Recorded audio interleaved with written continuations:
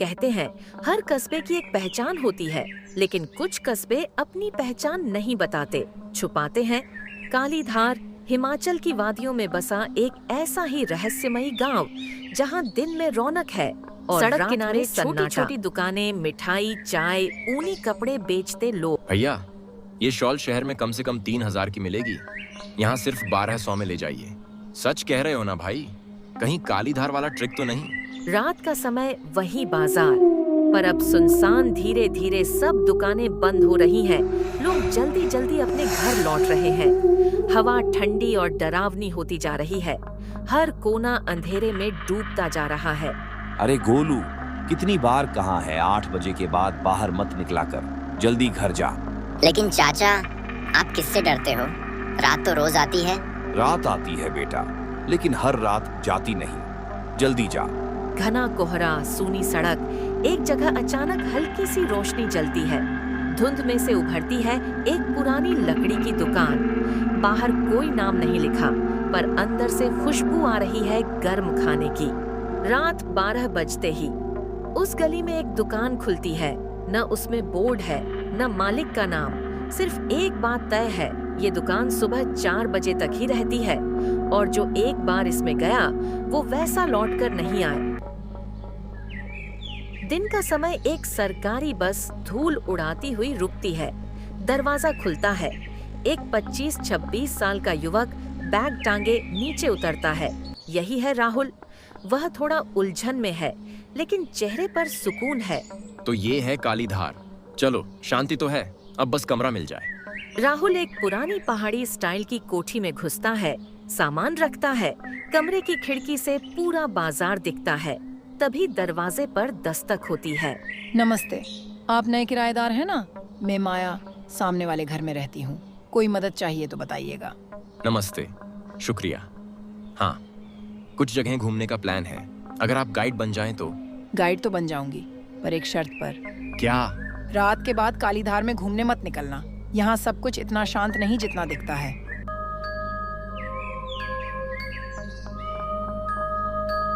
एक पुराना बाबा सफेद दाढ़ी और गेरुए कपड़ों में मंदिर की सीढ़ियों पर बैठा है। राह चलते लोग उसे प्रणाम करते हैं। यह है बुजुर्ग बाबा। बाबा, आपने कभी वो रात वाली दुकान देखी है? देखी नहीं बेटा, भोगी है वो दुकान नहीं, एक भूख है जो इंसान को खा जाती है। रात का समय एक थानेदार फाइलें पलट रहा है। चेहरे पर थकान और तनाव। सामने दीवार पर कई गुमशुदा लोगों की तस्वीरें लगी हैं। ये है थानेदार यादव। साहब, ये पिछले 2 महीने में 5 लोग गायब हुए, पर सबका आखिरी लोकेशन वही पुराना बाजार है। एक ही बाजार, एक ही समय, और कोई गवाह नहीं। कुछ तो है उस गली में। वही रहस्यमयी दुकान। हल्की रोशनी में एक साया दिखता है, दुकान के काउंटर के पीछे खड़ा। चेहरा धुंध में छुपा है, लेकिन हाथों में पुरानी जली हुई रसोई की पोशाक है। वही है दुकानदार आत्मा। खाना गरम है, भूख तो सबको लगती है, जो खाएगा वही बचेगा, बाकी सब मेरे हिस्से। काली धार का वही बाजार, लेकिन पुराना रूप। बाजार की सड़कों पर बैलगाड़ियां, मिट्टी के घर और एक मशहूर दुकान, गंगू हलवाई की रसोई। लोगों की लंबी लाइन लगी है। दुकान से स्वादिष्ट पकवानों की खुशबू आ रही है। गंगू का खाना, बस क्या बताऊं, स्वर्ग जैसा स्वाद है। कहते हैं वो मसाले कहीं और से नहीं, कहीं और से लाता है। रात का समय गंगू हलवाई अकेले बैठा है। सामने एक पुरानी किताब, कुछ अजीब जड़ी बूटियां और एक कटोरी खून। वो संस्कृत जैसा कुछ बड़बड़ा रहा है। जो खाए उसकी आत्मा भी लुभ जाए, स्वाद ऐसा हो कि भूख कभी ना मिटे। रात का समय एक बच्चा दुकान के पीछे की खिड़की से झांकता है। अंदर गंगू किसी मरे हुए जानवर का खून पकवान में मिला रहा है। बच्चा डर के मारे पीछे हट जाता है। अगली सुबह खबर फैल जाती है। ये हलवाई नहीं, शैतान है। इसने हमें भूतों का खाना खिलाया है। इसकी दुकान को आग लगा दो। गंगू को खींचकर लाया जाता है। लोग मशालें लेकर आते हैं। तुम लोग मुझे मार सकते हो, लेकिन मेरी भूख कभी नहीं मरेगी। भूख अब इस गांव में रहेगी, तुम्हारे साथ, तुम्हारे बच्चों के साथ। गंगू आखिरी बार चीखता है। अब भूख तुम्हारे पास आएगी और कभी नहीं जाएगी। लोगों ने उसे जलती लकड़ियों के ढेर पर फेंक दिया।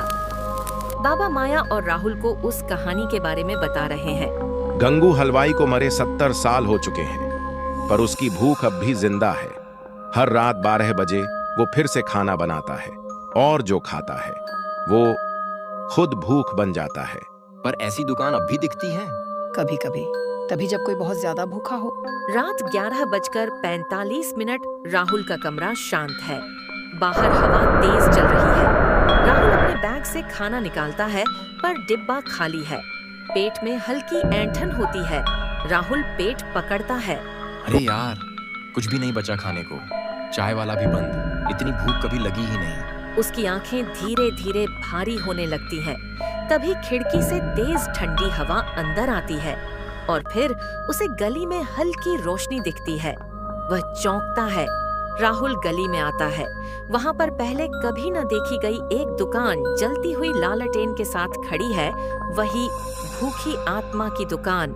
अंदर से जबरदस्त खाने की खुशबू आ रही है। ये दुकान पहले कभी नहीं देखी, लेकिन ये खुशबू, उफ। वह जैसे किसी सम्मोहन में खिंचता चला जाता है। अंदर प्रवेश करता है। दुकान का इंटीरियर अजीब सा है। दीवारों पर कोई तस्वीर नहीं, सिर्फ एक काले रंग की रसोई। एक बूढ़ा रसोइया। उसके चेहरे पर धुंध सी छाई हुई है। साहब, कुछ खाने को मिलेगा? मिलेगा, गरम गरम, तुम्हारे हिस्से का तैयार है। भूख दिखती है तुम्हारी आंखों में। राहुल पहली बाइट लेता है और उसका चेहरा जैसे किसी स्वर्गिक आनंद से भर जाता है। आंखें बंद कर लेता है। राहुल लड़खड़ाते हुए बाहर निकलता है। पेट सहलाता है। चेहरे पर तृप्ति है, लेकिन आंखें कुछ खोई हुई। वह कुछ बड़बड़ा रहा है। माया? माया कौन? कहाँ रहता हूँ मैं? नाम क्या था मेरा? अगली सुबह माया राहुल से मिलने आती है। दरवाजा खोलती है। राहुल खाली आंखों से उसे देखता है। राहुल, तुम ठीक हो? तुम्हारी आंखें, तुम पहचान क्यों नहीं रहे मुझे? माया, भूख लगी है और कुछ नहीं याद। माया घबराकर बाबा के पास जाती है। राहुल को उस दुकान ने खिला दिया बाबा। वो खुद को भूल रहा है। अब वो भूख से बंध चुका है। उस दुकान में जो खाता है, उसका मन, उसकी आत्मा, उसकी यादें धीरे धीरे उसी दुकान में पिघलने लगती हैं। अंत में वो खुद ग्राहक नहीं, भूख बन जाता है। एक जीवित मृतक जो हर रात दुकान में वापस आता है, अगली आत्मा की प्रतीक्षा में। दूसरी रात राहुल पलंग पर लेटा है। पेट में गुड़गुड़ाहट, नींद गायब। खिड़की से वही लाल रोशनी दिखती है। वह बाहर निकल जाता है।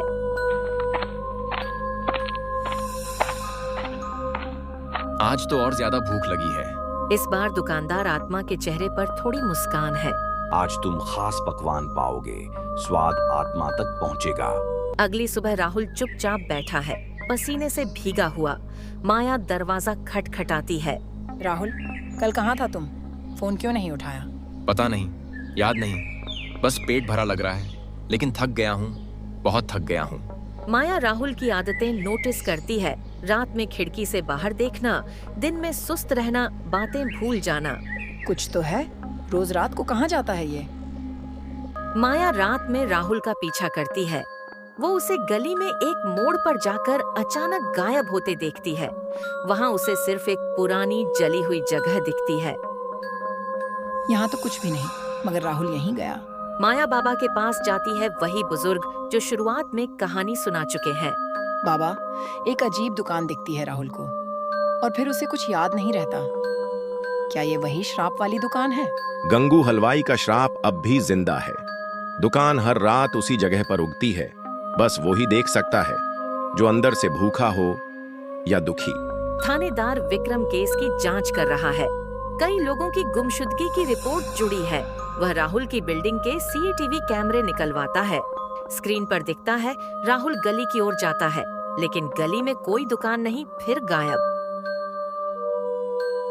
ये तो दुकान है, कैमरे भी झूठ दिखा रहे हैं। माया राहुल की हालत और गिरती देख रही है। उसकी आंखें अब खाली हो चुकी हैं। अब मैं खुद उस दुकान में जाऊंगी बाबा, और राहुल को वापस लाऊंगी, चाहे कुछ भी हो जाए। अगर तुम अंदर गई तो भूख तुम्हें भी छू सकती है। मैं डरती नहीं, लेकिन राहुल को खोने से डरती हूँ। माया लाल धागा हाथ में बांधकर राहुल के पीछे दुकान में प्रवेश करती है। दुकानदार आत्मा उसे देखता है और मुस्कुराता है। राहुल एक कोने में बैठा है, आंखें खोई हुई। और एक भूखी आत्मा आई है। शायद तुम मेरी अगली रसोई बनोगी।